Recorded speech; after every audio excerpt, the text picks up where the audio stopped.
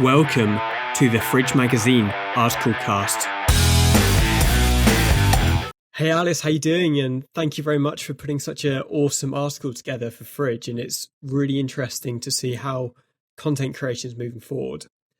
I do have a couple of questions I'd love to go through, and I think it would be really cool if we're going to do this as a quick screencast and see where it gets us. So just to jump to step 2 in your article, that is, so if you haven't seen step 1, come check out step 1. But we're going to jump to step 2 here. And you talk about creating boards for each piece of content. And so let's say I'm doing a piece of content in a couple of months' time. Where should I start? What's the whole boards thing? How do I actually go and create a board to start collaborating with people? Sure. First off, Henry, thanks very much for inviting me to write a piece of content for Fridge. And yeah, it's great to show you how you can really save time using Cronycle. So to start off with looking at boards, if I click on my boards here, these are basically a collaborative space where you can annotate content. So I'm actually going to show you a real life example of where I created a blog post, a guest blog post recently that was on Disruptive Views called How Would Facebook Reactions Impact Your Business?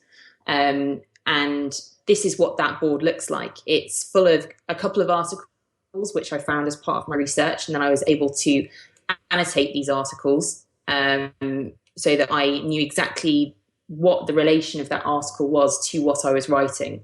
The key part of the boards is that you have a specific purpose, which is about, in this case, I was writing a post to give to a business blog about low signal that the algorithm has. So at that time, I had the visibility on his team and I got other people's points of view. So that's what a fully annotated board looks like. And you can see how useful that is in terms of creating a content piece.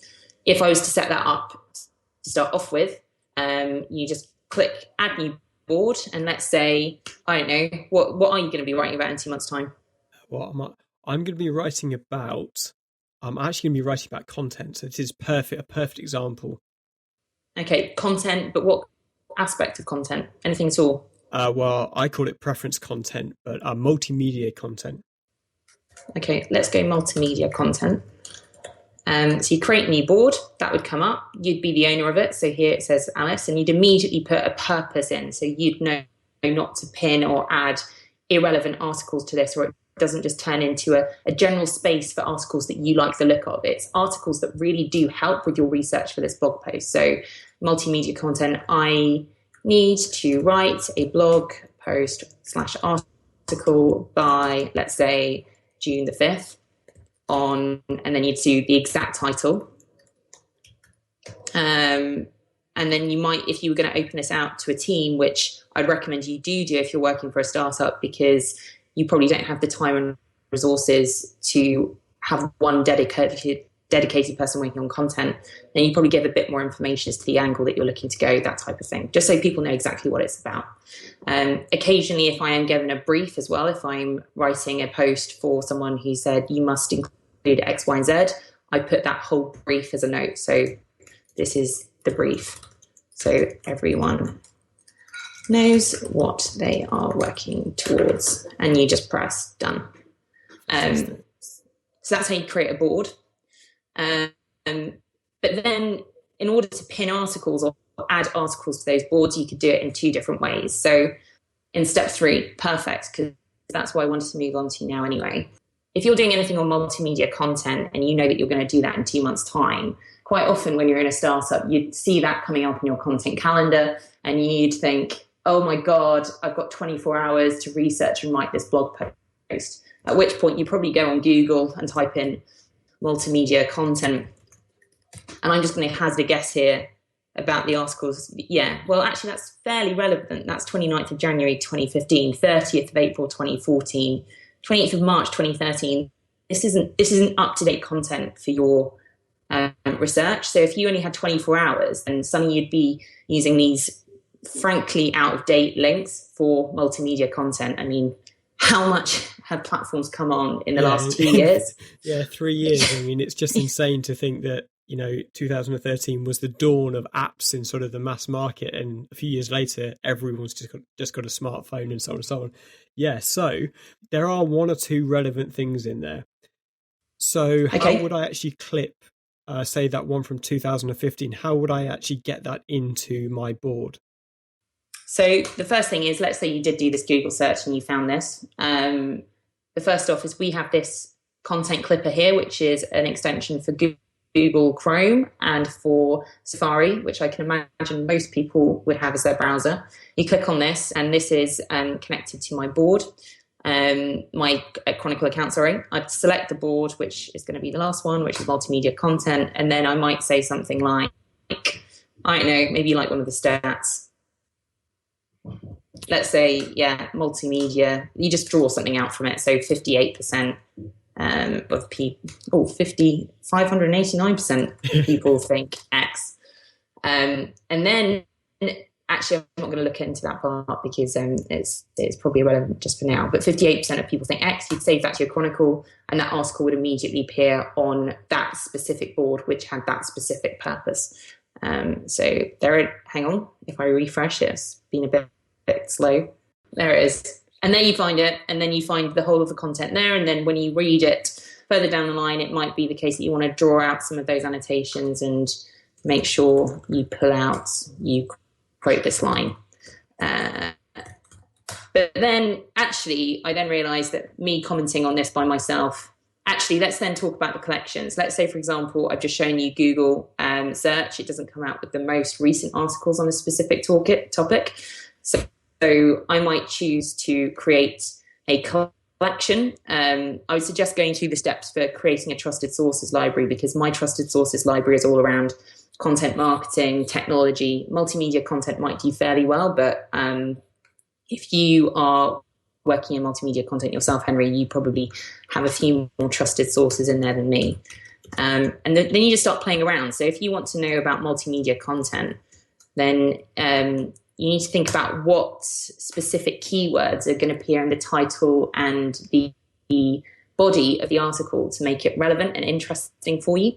There are a couple of occasions where potentially the immediate keywords that spring to mind aren't the most relevant. So something like Facebook, for instance. I mean, people talk about Facebook with regards to Kim Kardashian putting up a new naked selfie on Facebook. And then you're like, hang on, that has nothing to do with what I'm after. So I'll have to refine down my sources somewhat. But multimedia content doesn't look like a very busy keyword. I mean, you get one article a day and 4 articles a week. Okay, so we're moving into step 4 here. We're moving into actually monitoring the web. So this can kind of be collecting data over. So if you're doing something in 3 months' time, you can kind of leave it for a couple of weeks to start collecting data and getting that content in. So I guess for multimedia content, one of them is video marketing is a huge part of it. Okay, so would you say that in an interesting article, you'd want to have both multimedia content and video marketing, or would an or situation suffice? Because it's an or. Either of them will do. Video marketing is a huge part of what I call preference content. So yes, it can be an or. In which case, because then suddenly you start seeing how much more content comes up with video marketing, because I feel like more people are talking about video marketing than multimedia content. And again, we can get the stats up to show you. So you suddenly get 32 articles a week, which again might be beneficial for you because you want to see as much as possible. But there, on the other hand, if you are someone who is getting a bit too much information, then you might want to think about how you'd refine that down even more. But I can share some content. There is some interesting guides on how to create the perfect newsfeed on Cronycle, so I can share that with you. But let's say here, you've got this SEM Rush. It's a great blog. You find this in your collection. You can just double click here and add to board, and then you can choose to add that to your multimedia content. And then it will come up with a little tag in there as well, and then you will find it on there. So there it is. Just thinking about other things. So the key part of this, though, is that you don't really want to be working alone in quite a lot of cases. So the key thing about Cronycle is the fact that you have this visibility and you can change it to team. And Henry, I don't know if we have a new team. So if I start a new team here, which is called Alice and Henry, team slogan, two great marketers. Then what you'll have on your Chronicle is a invitation to start a team with me. And then I can add that team to this board. And then suddenly you'll be able to annotate and comment on these articles too. And then that gets really helpful actually, because collective intelligence is always so much more beneficial than one head working alone. It suddenly means that people can identify new mistakes. They might see that some data points are actually coming from a source that is from 2013, which would be useless for multimedia content. Or they might actually be able to find articles themselves that they kind of come up as part of their everyday work that you would have always missed, or they might have sent to you on email, but then it's stuck in the I don't know, it's the cave, the cavern of your inbox, which is completely useless. So just by pushing articles to one platform that clearly has a purpose means that you'll suddenly be able to work so much quicker. And particularly when it comes down to tricky subjects, working a team is fantastic.